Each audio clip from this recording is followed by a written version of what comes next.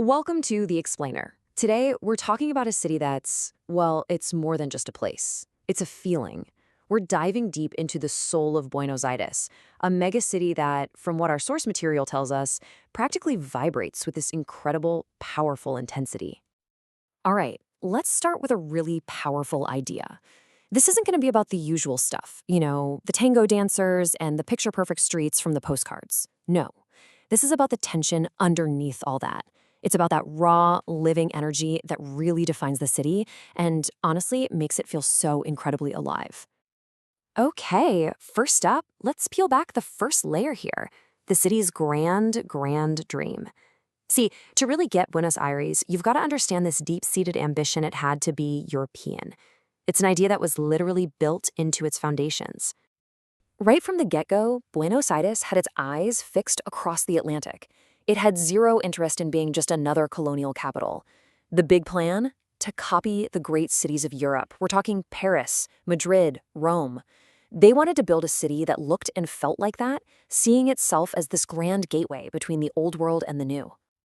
And all those things, the wide boulevards, those magnificent buildings, the big public squares, none of that was an accident. Not at all. It was a deliberate choice, a statement.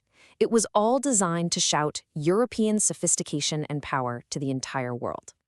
And this is where we get to the core tension of the city. This dream of being a global capital, this desire to feel more European than South American. Well, that's the very thing that created its incredibly complex and, let's be honest, contradictory personality. It's the root of its greatest pride, but also its deepest anxieties. So that grand ambition was carved into the stone of the buildings, for sure. But the real character of the city, that comes from the people. You see, if the architecture tells one story, the people walking those streets are telling thousands of different stories, often all at the same time. Buenos Aires has always been a city of migrants. I mean, it still is. First, you had these huge waves of Europeans, Italians, Spaniards, and others, bringing their work ethic, their food, their politics. Then came Argentines from all over the country, and after them, people from neighboring countries. Each wave just kept reshaping the social fabric of the city. And here's the thing, this is so important. All these different layers of people didn't just melt together into one neat identity. Not even close. Instead, what you got was a permanent, ongoing argument about what it even means to be from Buenos Aires. Questions like, who really belongs here? Who's in charge? Who gets the short end of the stick? Yeah, those questions are always bubbling just beneath the surface. Which brings us right to the heart of what it's like to live there day to day, dealing with constant, relentless instability. And this, right here, is where you see the city's true genius for survival just shine through. And if you look closely, you start to see a pattern emerge. When the economy gets hit with yet another shock, people just adapt with this amazing flexibility.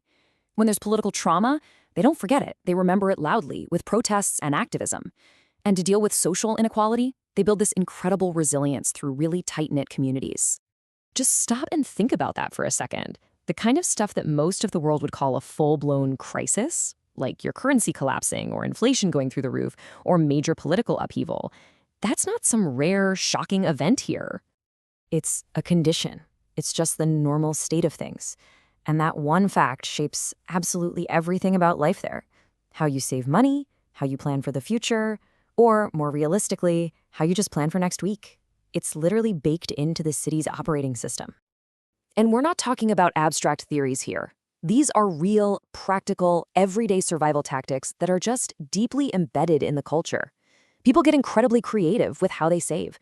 A lot of work happens in the informal economy. You learn to focus on the short term, because who knows about the long term? And you lean on your family and your community hard. It's not a city on the verge of collapse. It's a city that has perfected the art of adaptation. So after all this, where does that leave the city today? Well, it leaves it staring down some massive, really fundamental questions about what comes next. Here's the big one, the economic one. Can stability ever replace all this volatility? Is it even possible for the city and maybe for the whole country to finally break this endless cycle of boom and bust that's been its story for like 100 years? And then there's the cultural question, right? How does a city like this modernize without losing its soul? How does it move forward without accidentally erasing all the things that make it so special? The arguments, the passion, that kind of beautiful chaos. Now, nobody really knows the answers to these questions, but one thing is for sure. The people of Buenos Aires are not just sitting back and watching it happen. They are relentlessly engaged. They care so deeply and so loudly about what happens to their city. Just checking out? It's simply not in their DNA. And that really gets to the heart of it all. The single most defining thing about Buenos Aires is this nonstop, passionate, and totally unyielding argument it's always having with itself. An argument about what it is and what it ought to be. You see, the noise is the point. So in the end, what Buenos Aires really shows us is that a megacity isn't just a collection of buildings and roads and financial systems. It's a living, breathing conversation. It's this constant back and forth between the past and the present, between the people with power and those without, between hope and frustration. And I think that leaves us with one final big question. What happens when a city just never, ever stops arguing about what it should become? Well, the answer, at least in Buenos Aires, seems pretty clear. It never stops feeling alive.